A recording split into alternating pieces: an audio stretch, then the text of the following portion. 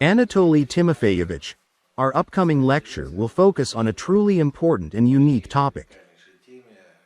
We'll be talking about the turning point in history, the collapse of the Great World Empire and the birth of the political map of the world that we all grow up with from childhood. It's hard for us to even imagine that, once, there was a vast, unified empire on this planet, ruled from a single center, with a single political and religious worldview. An empire that didn't have many of the things we now take for granted in our daily lives. From what we're taught in traditional history, we've always believed the world was like a patchwork quilt, a collection of separate states and empires, constantly at odds with each other, locked in endless conflicts and wars. But the new chronology says that wasn't always the case. So, I have a question, perhaps more from a psychological point of view. While working with the new chronology, when did it first become clear to you that there really once was such a thing as a unified empire, covering almost the entire planet and all its inhabited lands? How difficult was it for you personally, as a real, living person, to accept this idea? Which parts of your research, which pieces of evidence, finally convinced you to accept the idea of this unified empire? It's a very natural question, and many readers of our books ask it too. About myself and my colleagues, Gleb Nosovsky and Tatiana Fomenko, I can say this. The new chronology is based on new methods for analyzing historical sources. And only thanks to these methods, grounded in statistics, mathematics, and astronomy, were we able to rebuild the real timeline of ancient history.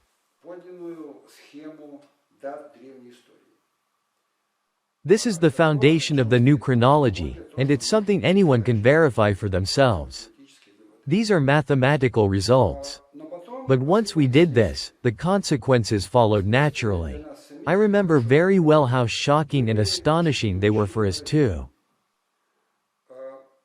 For example, our methods showed that many ancient eras are actually duplicates of later periods, specifically from the 13th to the 17th centuries AD. We found that the famous empires of the ancient world, the Roman Empire of Julius Caesar, the Roman Empire under Diocletian, the Roman Kingdom of Romulus and Remus, the Caliphate, the Celestial Empire of China, and so on, all turn out to be reflections of one enormous empire that actually existed across Eurasia and the Americas from the 13th to the 17th centuries AD. So, at the heart of this conclusion lies hard mathematical calculation, numbers and formal logic, doesn't it? Absolutely. Without mathematics, astronomy, and statistics, it would of course be impossible to put forward such reconstructions. And when we realized this, I remember very well that it was a huge shock for us.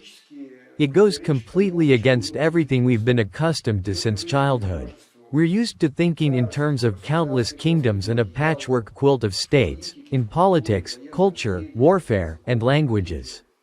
But it turned out that all these developments are actually quite recent. All of this really took shape and gained strength starting from the late 17th and 18th centuries. Before that, the picture was completely different. This realization did not come easily to us. Of course, it's a reconstruction, it's not a mathematical theorem. But it's backed by a vast amount of material and is grounded in a mathematically verified chronology. We believe this is a significant discovery that overturns many of our ideas not only about ancient events, but also about what happened in the 17th, 18th, and even 19th centuries. Naturally, we did not reach this conclusion at the very beginning of our research. It was the result of the reconstruction process. I repeat, for us, and, as I understand it, for many of our readers, this conclusion is not easy to accept. It requires understanding and discussion. It goes against many of our deeply ingrained assumptions. I hope we can talk about this in more detail during our presentation.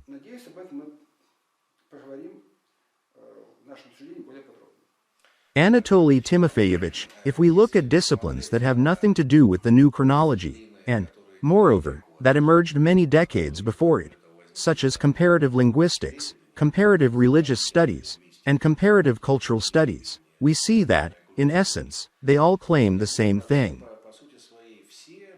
All the phenomena we're discussing now, languages, culture, politics, folklore, and even confessions, for that matter, fundamentally trace back to a single source.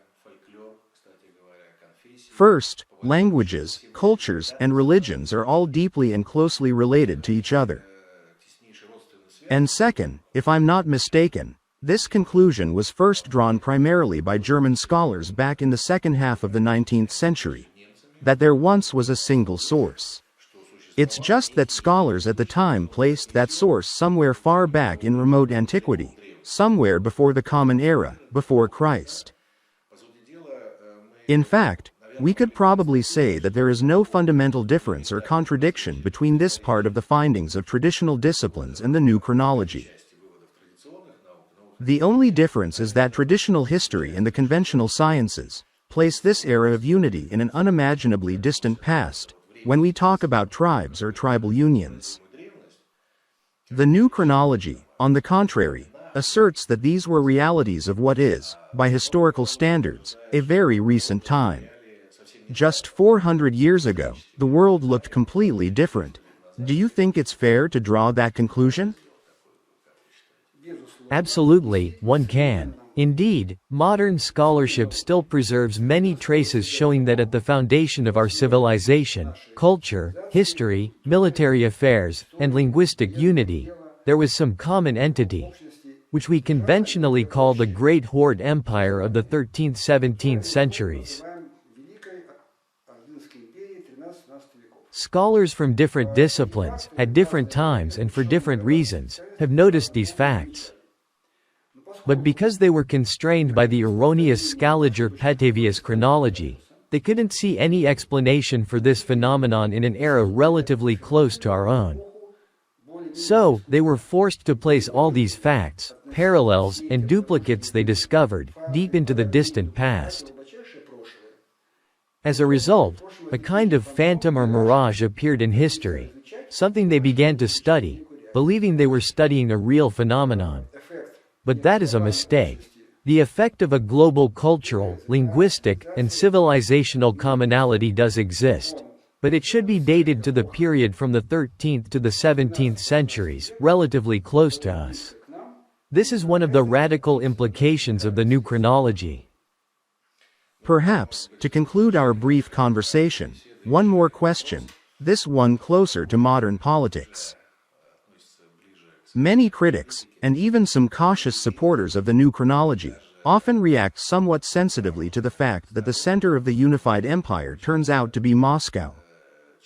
Or, more precisely, the region that today corresponds to modern Russia.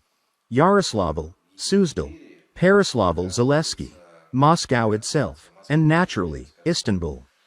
This naturally gives rise to various discussions and assumptions about the author's supposed bias. Please tell us, when did you first come to understand and realize that the ancient empire had a dual center? That there were in fact two pillars, today's Istanbul, Constantinople, and Moscow? What were the decisive arguments that helped you clearly pinpoint this geographical location? I'd like to stress to our viewers, and I emphasize this, that this is, first and foremost, a geographical reference, not a political one. When it comes to the realities of the 15th-16th centuries, it is simply impossible and incorrect to speak in modern terms like Russian or Russia. These were different phenomena, different realities. The conclusion is that the empire's metropolis was, in a sense, dual, and that there were two wings of the same empire. One wing was the Vladimir Suzdal Russia, and the other was Istanbul, or, more precisely, Jerusalem, that is, Tsargrad, ancient Troy. These are all different names for the same center.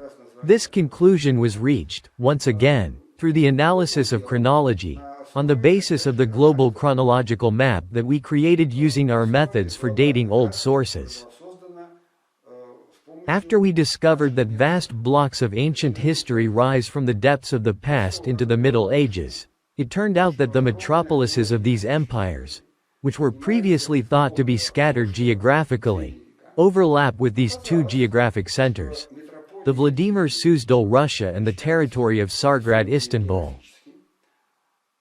This conclusion is based on research that we believe can be verified through the analysis of texts using statistics, mathematics, and astronomy.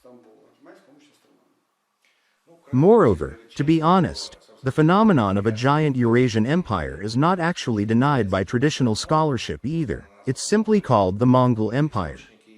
Its source is placed somewhere in the barren, remote, harsh, and arid expanses of Central Asia, which, as we know, still have one of the lowest population densities in the world, since the living conditions there are extremely unfavorable for humans. Accordingly, its political center is sometimes described as the Volga region, sometimes Central Asia, or somewhere else entirely. So, in essence, the new chronology is not saying something radically new here. In other words, the new chronology does not introduce aliens or any other completely fantastical entities. It simply offers a different reading of material that, even without the new chronology, already holds a prominent place in history textbooks. Exactly. You mentioned that some people sometimes react rather sensitively to the identification of various empires that arises in the new chronology. This really does happen. For some reason, many people interested in history are very fond of the Roman Empire, the Celestial Empire of China, the Caliphate, or the Mongol Empire. But when they hear about our research, which says that all these were indeed real entities but are actually phantom reflections of a single empire, many of our opponents for some reason react with mild irritation. We don't quite understand this, because we believe that what we offer, as a reconstruction or as a hypothesis, unites large blocks of ancient history and fills out the period from the 13th to the 17th centuries. We begin to see history as richer, fuller, and more vivid. More than that, it becomes more natural, more harmonious, without strange empty gaps.